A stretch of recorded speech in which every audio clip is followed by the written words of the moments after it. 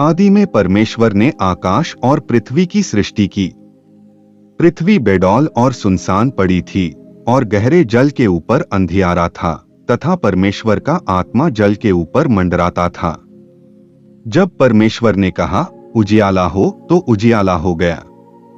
और परमेश्वर ने उजियाले को देखा कि अच्छा है, और परमेश्वर ने उजियाले को अंधियारे से अलग किया।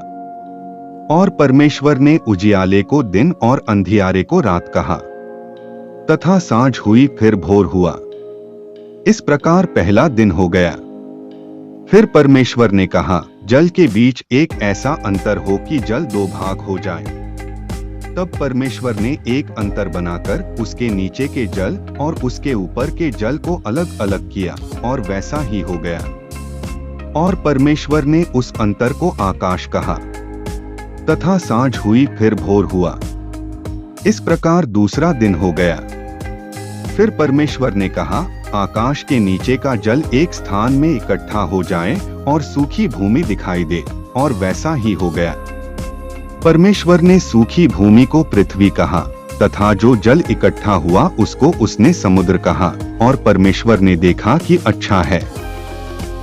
फिर परमेश्वर ने कहा, पृथ्वी से हरी घास तथा बीज वाले छोटे छोटे पेड़ और फलदायी वृक्ष भी, जिनके बीज उन्हीं में एक एक की जाति के अनुसार हैं, पृथ्वी पर उगे, और वैसा ही हो गया। इस प्रकार पृथ्वी से हरी घास और छोटे छोटे पेड़, जिनमें अपनी अपनी जाति के अनुसार बीज होता है, और फलदायी वृक्ष, जिनके बीज एक एक की जाति के अनुसार उन्हीं में होते हैं, उगे। और परमेश्वर ने देखा कि अच्छा है। तथा सांझ हुई, फिर भोर हुआ। इस प्रकार तीसरा दिन हो गया। फिर परमेश्वर ने कहा, दिन को रात से अलग करने के लिए आकाश के अंतर में ज्योतियां हों, और वे चिन्हों और नियत समयों और दिनों और वर्षों के कारण हों, और वे ज्योतियां आकाश के अंतर में पृथ्वी पर प्रकाश देने वाली भी ठहरें, और वैसा ही हो गया। तब परमेश्वर ने दो बड़ी ज्योतियां बनाई। उनमें से बड़ी ज्योति को दिन पर प्रभुता करने के लिए और छोटी ज्योति को रात पर प्रभुता करने के लिए बनाया, और तारागण को भी बनाया। परमेश्वर ने उनको आकाश के अंतर में इसलिए रखा कि वे पृथ्वी पर प्रकाश दें तथा दिन और रात पर प्रभुता करें, और उजियाले को अंधियारे से अलग करें। और परमेश्वर ने देखा कि अच्छा है। तथा सांझ हुई, फिर भोर हुआ। इस प्रकार चौथा दिन हो गया। फिर परमेश्वर ने कहा, जल जीवित प्राणियों से बहुत ही भर जाएं, और पक्षी पृथ्वी के ऊपर आकाश के अंतर में उड़े।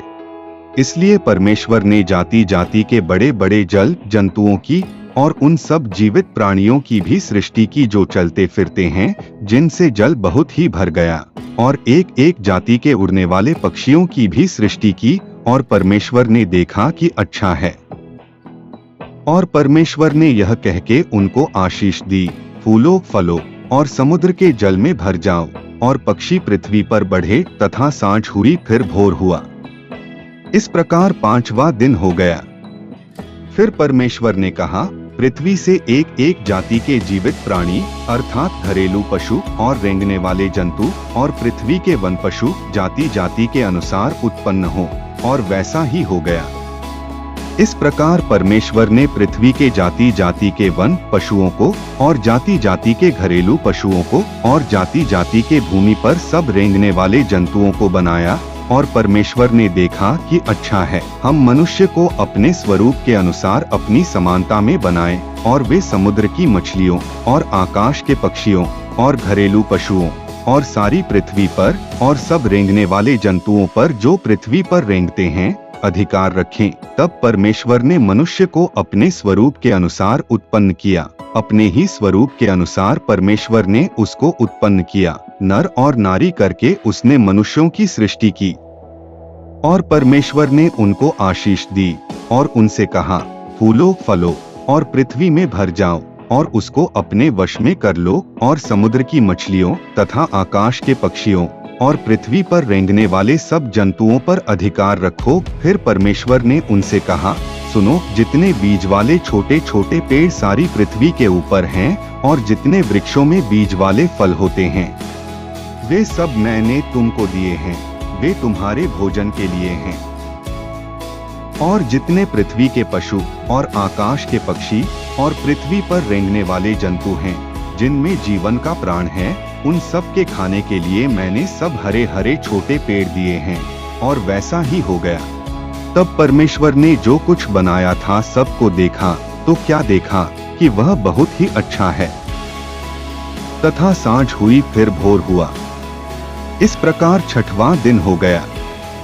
जो आकाश और पृथ्वी और उनकी सारी सेना का बनाना समाप्त हो गया। और परमेश्वर ने अपना काम जिसे वह करता था सातवें दिन समाप्त किया, और उसने अपने किए हुए सारे काम से सातवें दिन विश्राम किया। और परमेश्वर ने सातवें दिन को आशीष दी और पवित्र ठहराया, क्योंकि उसमें उसने सृष्टि की रचना के अपने सारे काम से विश्राम लिया। दोस्तों, यीशु के संदेश सुनने के लिए कृपया इस चैनल को सब्सक्राइब करें, लाइक करें और इस चैनल को सपोर्ट करने के लिए ज्यादा से ज्यादा शेयर करें, ताकि हम बहुत सारे लोगों तक पहुंच सके और वे यीशु मसीह को जान सके। धन्यवाद। जय मसीह की।